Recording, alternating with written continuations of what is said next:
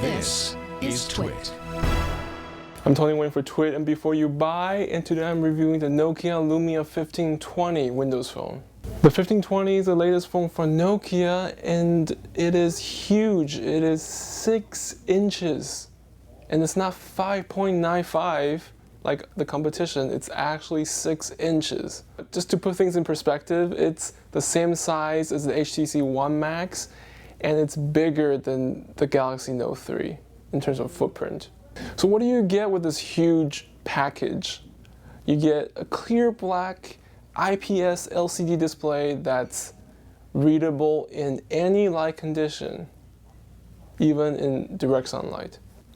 It's 1080p. It's the first Windows Phone to have 1080p, but it's definitely not the last. On the back of the phone, you'll see 3 connectors for an optional wireless charging cover, which is not available yet, and it is also not the built-in Qi standard that Nokia usually has. It is PMA in America. On the back, you'll find a f2.4 Carl Zeiss 2.5-inch sensor, which is smaller than the 1020, but it is definitely no slouch. You can still do 2x lossless digital zoom on the 1520.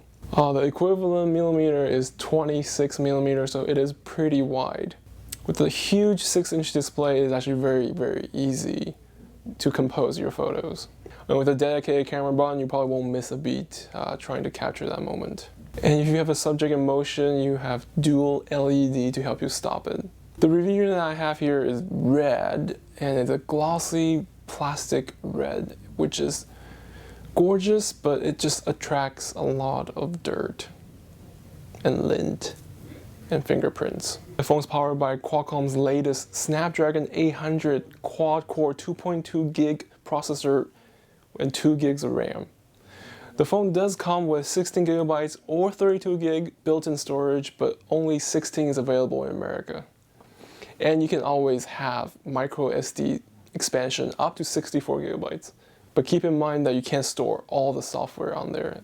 It's usually only used for media. The phone has crazy battery life, 3,400 mAh. To put that in perspective, this phone was in standby since this morning for about 4 hours, and it drained 3%. So Nokia calls this a monoblock touch design, which is pretty much the standard now for Nokia's phone design, and it is gorgeous. Pros and cons of the Nokia Lumia 1520 is 6 inches. There's so much real estate on the phone itself, on the home screen, that it actually takes advantage of all the active widgets, the live tiles, and you really don't have to scroll much on the home screen anymore. Another pro is the 20 megapixel 2x lossless zoom pure view camera with OIS.